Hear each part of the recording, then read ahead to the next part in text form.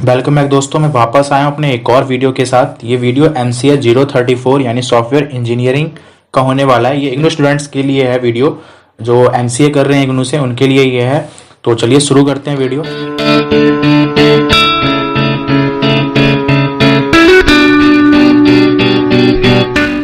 पहला है clean room software diagram. ये क्लीन रूम सॉफ्टवेयर इंजीनियरिंग का कॉन्सेप्ट होता है, उसका ये डायग्राम रिप्रेजेंट किया है मैंने। तो इसके अंदर क्या क्या चीज़ें होती हैं ये देखिए आप। इसमें होता है पहले फॉर्मली स्पेसिफाइड सिस्टम, इसके दो पार्ट्स में होते हैं। ये होता है डिफाइन सॉफ्टवेयर रिक्वायरमेंट्स, जिसके अंदर हम डेवलप करते हैं operational profile. And next develop structured program, फिर इससे हमारा होता है फॉर्मली वेरीफाई कोड, फिर इंटीग्रेट इंक्रीमेंट। उसके बाद ये जो डिफाइन सॉफ्टवेयर रिक्वायरमेंट है, इसका एक और फेज होता है, वो होता है डिजाइन स्टैटिस्टिकल टेस्ट्स, और उसका अगला फेज होता है टेस्ट इंटीग्रेटेड सिस्टम।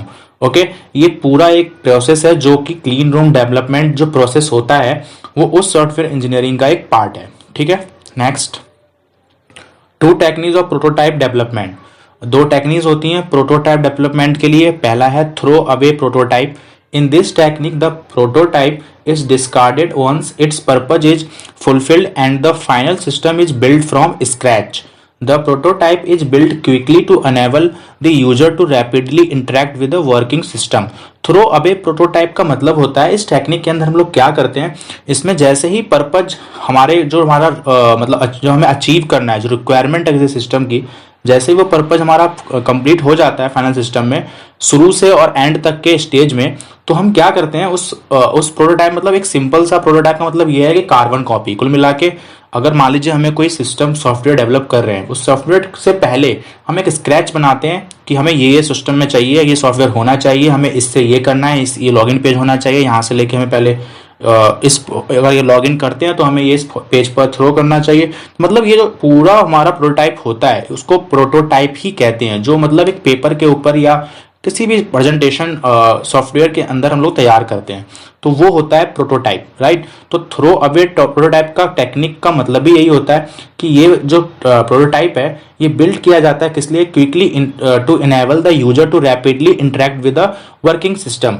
मतलब कुछ ऐसा जल्दी बना दिया जाए ताकि जो यूजर है वो एक वर्किंग सिस्टम पर इंटरेक्ट कर सके और चेक कर सके क्या क्या इस सॉफ्टवेयर में कमी है या कुछ भी जो भी चीजें होती हैं। ठीक है, तो आप समझ गए होंगे। Next, evolutionary prototype. In this, the prototype is constructed to learn about the software problems and their solution in successive steps.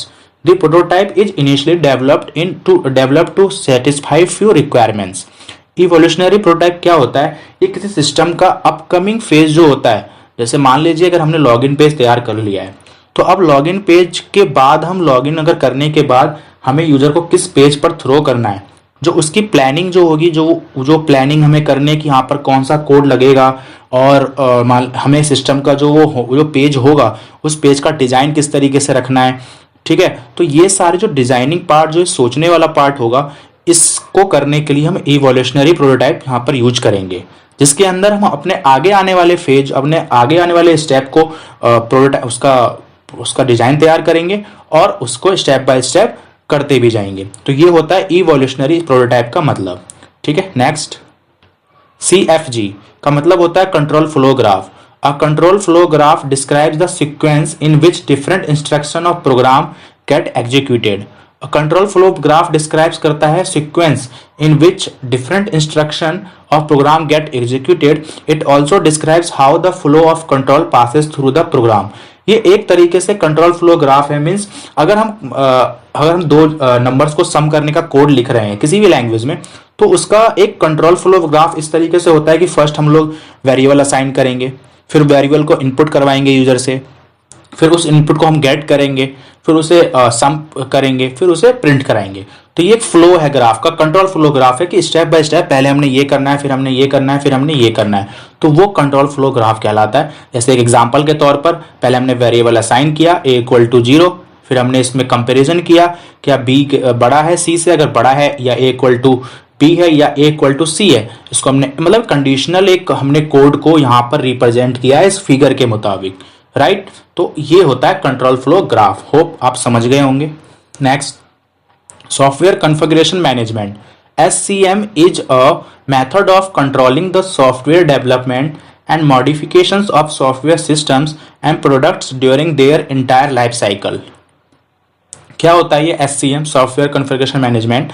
इसके अंदर हम एक सॉफ्टवेयर डेवलपमेंट, मतलब पूरा सॉफ्टवेयर डेवलपमेंट होता है और उसका मॉडिफिकेशन से लेकर जब उसको हम फाइनल स्टेज में एग्जीक्यूट करते हैं तो वो कहलाता है सॉफ्टवेयर कॉन्फ़िगरेशन मैनेजमेंट। ठीक है, तो अगर कोई भी सॉफ्टवेयर हम रेडी कर रहे हैं, वो पूरा उसके बनने का, उसका कंप्लीट हो, जब उसको हमें प्रोसेस करना है कि अब वो लाइव जाने वाला है, अब उसे पब्लिकली हम यूजर को देने वाले हैं, तो वहां पर उस फाइनल स्टेज में हम लोग सॉफ्टवेयर कॉन्फ़िगरेशन मैनेजमेंट का यूज करते हैं, जिसके अंदर हम अपने सॉफ्टवेयर को डेवलपमेंट एंड मॉडिफिकेशन जो भी उसके होते हैं वो उसके पूरे लाइफ साइकिल को चेक करते हैं। Right, SCM is critical element of software engineering according to Lean 2000। It is needed because of the increased complexity of software systems, increased demand for software and the changing nature of software। और ये check करता है पूरा जो हमारी requirement थी starting phase में software की, वो इसको कंप्लीट कर रहा है कि नहीं कर रहा है। राइट, तो इसकी लीन के द्वारा, लीन 2000 एक कंप्यूटर के साइंटिस्ट थे, उन्होंने कहा कि जो इसकी जरूरत है क्योंकि अभी जो increase complexity of software system, okay, increase demand for software and the changing nature of software. इसकी जरूरत क्यों है? क्योंकि इंक्रीज डिमांड, अब आजकल इतनी डिमांड है सॉफ्टवेयर में, इतने ज्यादा अपडेट्स आ रहे हैं नए नए, तो उस वर्जन अपडेट्स कितने सारे हैं, तो उस डिमांड के लिए इसकी जरूरत है इनके मुताबिक। ठीक है, तो ठीक है, नेक्स्ट इसका फिगर मैंने यहाँ पे बताया हुआ है, तो फिगर में आप देख सकते हैं यहाँ पर सब एक दूसरे से कनेक्टेड है, जैसे टेस्टिंग, डिलीवरी, सपोर्ट, यहाँ पर बहुत सारी चीजें, आप यहाँ पर एनालाइज, ठीक है, मेंटेनिंग, ये सब बहुत सारा चीजें यहाँ पर, डिजाइन, डेवलपमेंट। तो आप इसे एक बार देख लेंगे और पेपर में आता है तो आपको प्रॉपर इसी तरीके से फिगर बनाना है। फिगर के एग्जाम में बहुत अच्छे मार्क्स मिलते हैं। अगर आपने कोई थ्योरी लिख दिया है तो वहां पर आपको मार्क्स नहीं मिलेगा, बट अगर आपने फिगर के साथ उस थ्योरी को कंप्लीट किया है then you will get good marks in that question. So next, JDTS, Java Device Test Suite। Java Device Test Suite is the de facto industry standard tool for assessing the quality of Java platform, micro edition यानी Java ME platform भी कहा जाता है, implementations।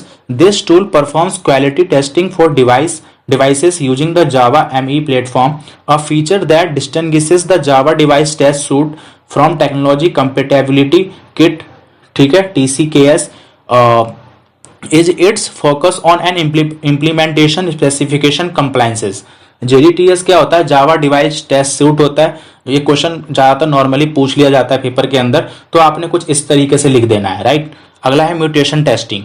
Mutation testing is a powerful method for finding errors in software programmes. In this technique, multiple copies of programs are made and each copy is altered. This altered copy is called a mutant। Mutation testing का मतलब क्या होता है? जैसे कोई भी software program है, कोई मतलब सी लैंग्वेज में, कोई भी हम लोग मान लो हमने 2 नंबर को सम करने के लिए कोई कोड लिखा है सी में, हम उसकी बहुत सारे कॉपीज बनाएंगे, मतलब उसे कई सारे फाइल में कन्वर्ट कर कर उस कोड को हम लिखेंगे। ऐसा हम क्यों करते हैं? ताकि हम कमियां निकाल सके कि मान लीजिए अगर पहले हमने कुछ एक इस लॉजिक से काम किया है, नेक्स्ट कॉपी में हम कुछ दूसरा लॉजिक लाके ट्राई करेंगे, थर्ड में हम कुछ और लॉजिक लाके ट्राई करेंगे। तो ये ऐसा क्यों करते हैं? ताकि हम एक जो एरर है कोड की वो हम निकाल सके। राइट, इस ऑल्टर्ड कॉपी को ही कहा जाता है म्यूटेंट। ठीक है, mutant. Okay, next, discuss the phases of software development life cycle. जो सॉफ्टवेयर डेवलपमेंट के फेज हैं, डिफाइनिंग द प्रोजेक्ट स्कोप, पहले हमें प्रोजेक्ट का स्कोप डिफाइन करना है, फिर development, stabilizations, delivering product to the customer, maintenance and support, hybrid application for streaming.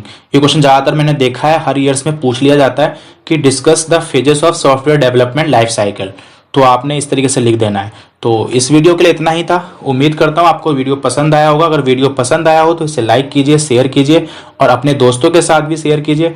मिलेंगे अपने नेक्स्ट वीडियो में कुछ और नए इंपॉर्टेंट पॉइंट्स के साथ। जब तक के लिए थैंक यू सो मच।